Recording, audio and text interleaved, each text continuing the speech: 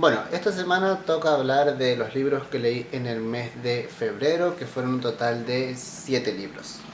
Sigo firme con mi propósito de leer libros que tengo pendientes en físico, tanto en digital, de ahora o de toda la vida. Tratar de evitar nuevas recomendaciones, porque si no la lista no baja nunca. Y este mes fue interesante. Empezó mal, después remontó.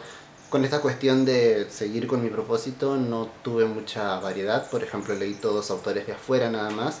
Pero saqué varios libros que sé que van a estar en el top de los mejores del año, así que yo con eso ya gané. Como siempre, aquí abajo van a estar mencionados todos los libros de los que voy a hablar y el minuto exacto en el que voy a empezar a hablar de cada uno, por si hay algún libro que no les interesa, quieren pasar a la otra reseña o lo que sea. Acá abajo está todo. Bueno, el primer libro que leí fue The Ocean at the End of the Lane de Neil Gaiman. En español fue publicado como El océano al final del camino. No tenía pendiente este libro, sino lo tenía pendiente al autor. Hace un par de años yo ya leí Coraline y La princesa y el uso, que creo que fue un cuento corto ilustrado. Y ambos libros me dejaron como indiferente. Sé que Coraline es un libro muy popular, culturalmente tiene como muchas referencias que todo el mundo cita o es como muy icónico aparentemente tanto el libro como la peli, pero a mí la verdad es que no me generó nada. Y dije, bueno, quizás tengo que probar con otro libro del autor, porque sentía como esas ganas, muchas ganas de, ¿viste? Cuando querés pertenecer a algo, cuando querés entender el fanatismo por algo, y yo sé que Neil Gaiman es un autor que mueve masas y que es el autor favoritísimo de muchísima gente y cada libro que sale es leído por millones, pero honestamente no pude, este libro tampoco me gustó. Esta es una historia, a ver, cortita, que te la podés leer en 2 días, y es una historia que si bien es uno de sus trabajos para adultos, digamos, es una historia un tanto infantil, es de fantasía, y la premisa es la siguiente. Un protagonista que no tiene nombre, ya un señor grande, calculémosle 40 años, no sé cuántos años más o menos habrá tenido, él vuelve a la casa donde él se crió porque tiene que asistir a un funeral. La cosa es que mientras empieza a recorrer su casa y tal, es como que empiezan a aflorar muchos recuerdos de su infancia, y también recuerda que cerca de su casa hay un camino y de varios kilómetros, y una vez que llegas al final del camino hay otra casa, una casa donde vivían 3 señoras y la más chica era su mejor amiga.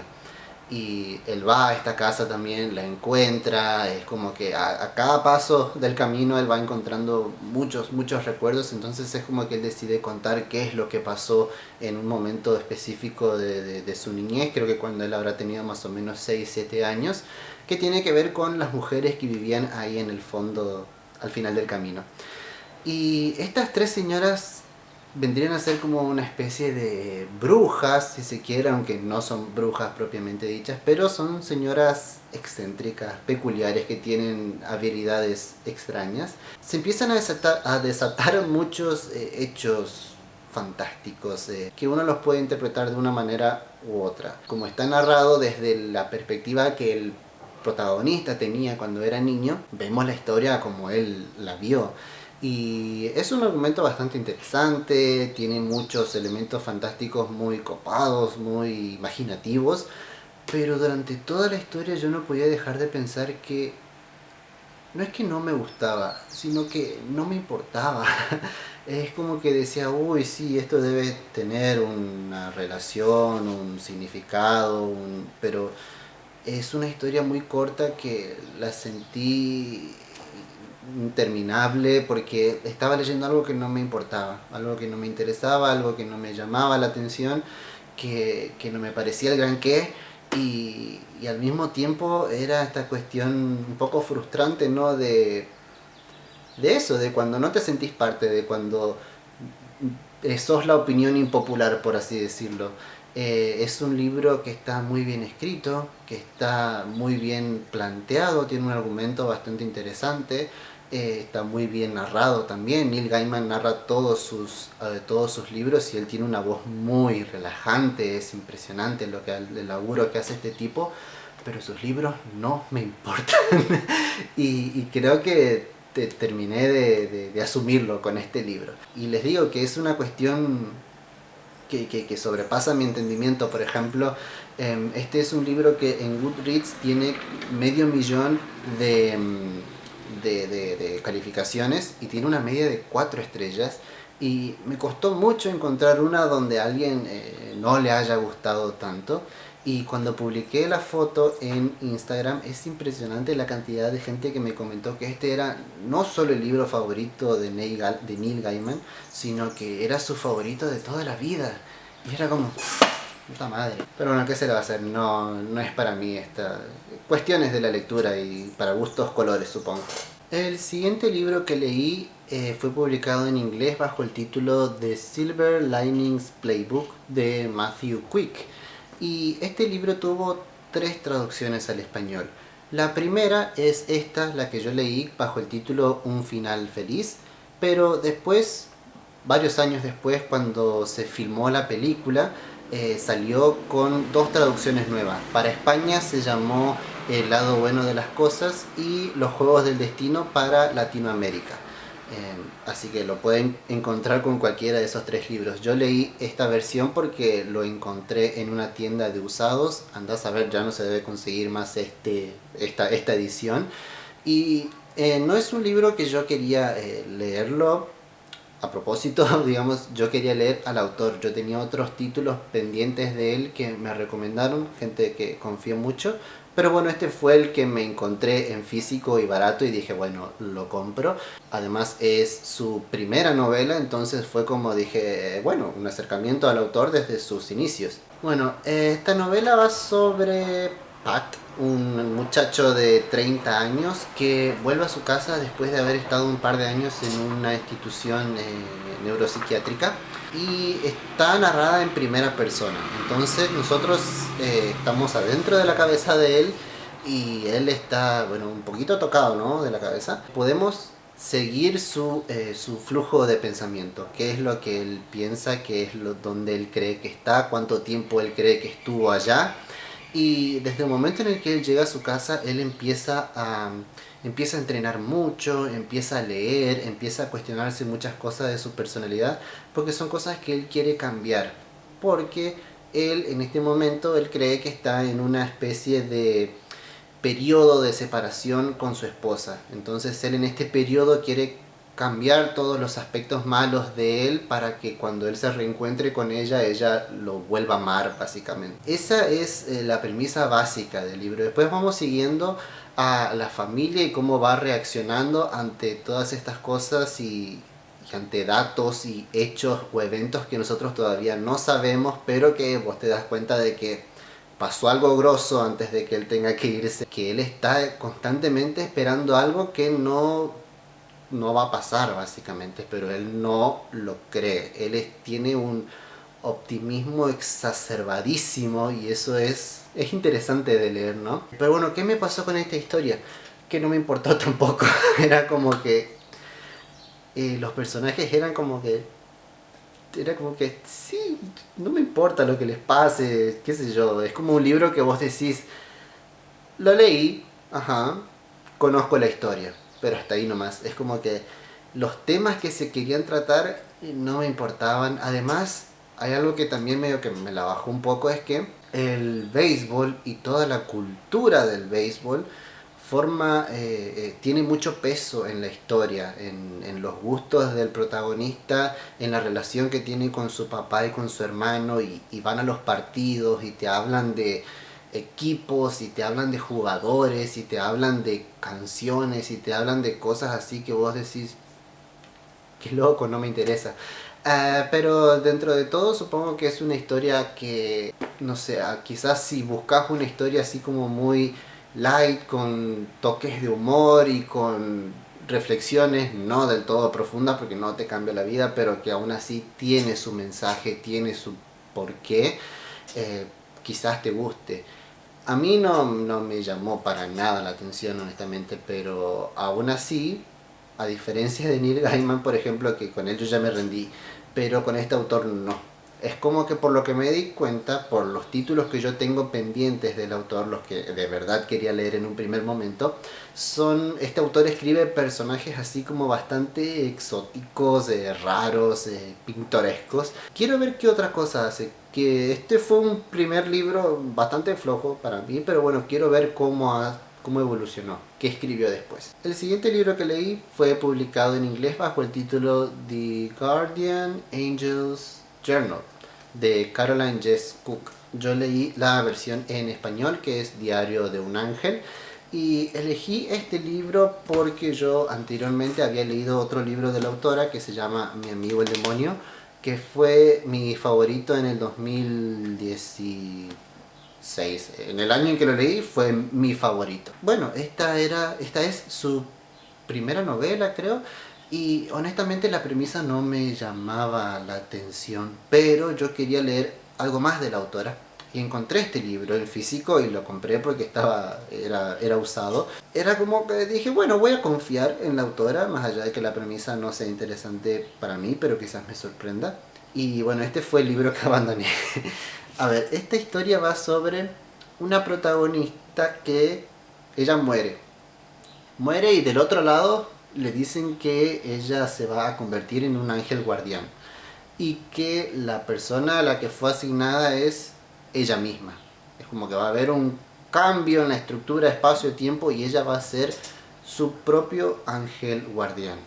Es como que se le da esa oportunidad para acompañarse a sí misma a través de su vida. Como va a ser su ángel guardián, va a poder ir guiando a esa persona a que revea decisiones y cosas que pasaron. El tema es que la protagonista no está cómoda con la idea porque tuvo una vida de mierda y no quiere volver a vivirla, básicamente. Y está ahí todo bien. Ponerle que llama la atención, ¿no? Pareciera una historia que invita a la reflexión, para la resignificación de las decisiones de uno y tal. Es como que vos decís, esto va a ser emotivo, va a ser genial. El tema es que, bueno, después nos metemos en el tema de los ángeles de la guarda y ahí es como que el autor entra en un delirio con los poderes que podían llegar a tener, con las cosas que podían hacer, con las cosas que no, de dónde venían, cómo este ángel podía ver los ángeles de otras personas y podían a su vez ayudarse, pero al final del día no es que podían hacer mucho más que hacer así al lado de la persona a la que están cuidando. Y eso fue como que, bueno, está bien, bueno, te lo tolero. El tema es que después, cuando yo les digo que ella dice que tuvo una vida así como de mierda, por Dios, es una vida de mierda la que tuvo. Es una seguidilla de desgracias una atrás de la otra. Y eso que yo abandoné el libro a la página 100 cuando la protagonista tenía, qué sé yo, era adolescente, estaba entrando en la adolescencia. Y yo a esta altura ya estaba así como, no, esto es increíble, pero increíble en plan de que no puede ser que tantas desgracias le hayan pasado a esta persona en este país, en Irlanda, en esta época, que el sistema haya sido tan pero tan malo, que la gente haya sido tan pero tan mala, que vos decís, esto raya lo morboso. ¿Por qué pone la autora a un personaje a sufrir tanto? ¿Cuál es el mensaje? ¿Cuál es el objeto? Porque encima después, una vez que yo abandono, voy así enterándome a los ponchazos qué es lo que pasa. Y a cada paso de la historia es como un qué gigante que voy a decir, ¿qué se fumó esta autora? ¿Qué le pasó? No fue... No sé qué le pasó a esta autora, honestamente. Creo que cuando escribió este libro ella ya empezó a virar para los thrillers, ahora se dedica a publicar thrillers psicológicos y tal, pero con este libro no sé qué quiso hacer, no. Después leí 19 Minutes de Jodi Picoult, en español fue publicado como 19 minutos y a esta historia quiero hacerle una reseña, porque tengo mucho para hablar de este libro y ya este video debe ser ya muy largo como para que hable 10 minutos o más de este libro, pero ya voy a filmar una reseña, voy a hablar bastante bien en detalle y sin spoilers de qué es lo que pasa, pero es una novela que Me gustó mucho, le puse 4 estrellas y ya lo voy a subir. Ya estén ahí, ya. El siguiente libro que leí se llama Maybe You Should Talk to Someone de Lori Gottlieb. Este libro en teoría tendría que estar publicado en español ahora a finales de febrero, pero todavía no hay portada del libro ni información, así que yo no sé si se retrasó, si ya salió pero yo no encuentro. La cosa es que se supone que se llamaría Deberías hablarlo con alguien y la editorial Urano tendría que publicarlo. No sé, quizás se sabrá más adelante, pero bueno, este es un libro que fue pero furor el año pasado en las ventas de no ficción y va sobre un tema que a mí me llama muchísimo la atención y por eso decidí leerlo. Empecé a leerlo en enero y lo terminé a finales de febrero porque no lo leí, sino que lo escuché. Y el audiolibro duraba como 14 horas, pero lo interesante de este libro es que los capítulos eran entre 5, 10 y 15 minutos, así que yo podía escuchar uno o dos por día en el momento en el que estuviera libre y así lo fui arrastrando por 2 meses al libro. Y al ser un libro de no ficción no necesariamente tenés que estar reteniendo trama ni nada por el estilo, es un tema que se va desglosando a través del libro y nada más. Y bueno, este libro está escrito por una terapeuta que nos cuenta cómo ella llega a ser terapeuta después de muchos trabajos y estudió varias cosas antes de decidirse por la psicología. Y bueno, nos cuenta un poco su viaje de autodescubrimiento y de cómo llega a la profesión. Después también nos empieza a hablar acerca de cómo ella, una vez que ya está trabajando como terapeuta, le pasan cosas en su vida privada que ella la llevan a tener que recurrir también a un terapeuta y todo lo que eso significa para ella como terapeuta, yendo a un terapeuta y todo lo que sucede ahí adentro, el antes, el durante y el después de las sesiones, cómo explora todo ese tema fue genial. Y también por otro lado habla acerca de varios de sus pacientes. No, cada uno de sus pacientes, creo que son más o menos 4 o 5, tienen un arco donde cuenta cómo llegaron a su consultorio, qué fue lo que les motivó, cuál fue la angustia que ellos tenían y todo el proceso, las cosas que fueron aprendiendo, las cosas por las que iban atravesando, los momentos de catarsis, los momentos de revelación, los momentos impactantes. Y cada uno de esos pacientes es como que están vos los conocés desde su angustia, o sea, llegás a encariñarte tanto con esas personas que a mí hoy día me gustaría saber qué fue de ellos, o sea, si siguen bien, qué es lo que pasó, y eso fue muy muy interesante. Pero en un consultorio de un terapeuta afloran muchas cosas, a veces no buenas, o sea, está bueno que sepan que este libro va sobre duelo, sobre pérdida, sobre culpa, sobre un montón de cosas y cómo van lidiando cada uno de estos personajes. En definitiva, es un libro de memorias que se queda con vos, digamos. Es como que le agarras un cariño a la escritora porque se ve que volcó tanto de ella acá en el libro y decidió contar todo. Cosas grosas, digamos, cosas importantes y duras.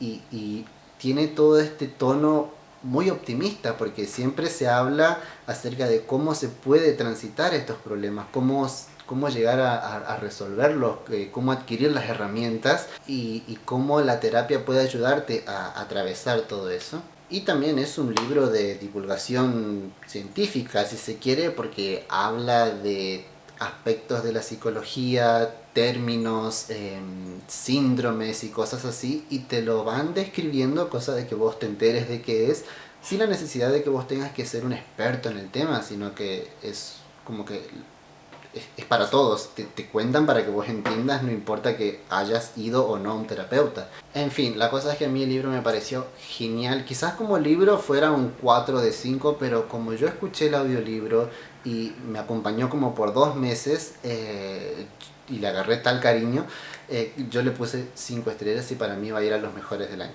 Después, otro libro que leí fue The Poet X de Elizabeth Acevedo, que en español se llama también Poet X. Y esta es una novela juvenil escrita en verso que me encantó, que creo que también se va a los mejores del año.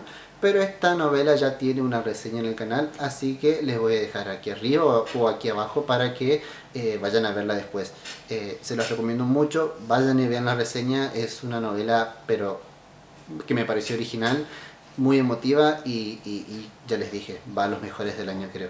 Y el último libro que leí en el mes fue publicado originalmente en inglés bajo el título Catching Fire y es En Llamas de Susan Collins. Sigo con mi relectura de Los Juegos del Hambre, voy un libro al mes.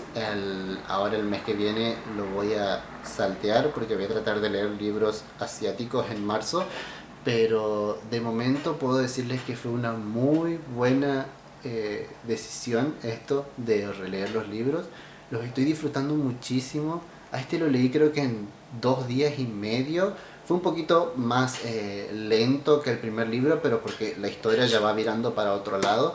Pero aún así es increíble cómo está escrito para que sea dinámico, para que enganche, para que uno no lo pueda soltar, y se nota que está dirigido a adolescentes.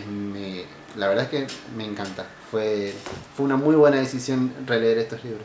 Ay, por Dios, siento que estoy hablando hace media hora y creo que fue más tiempo.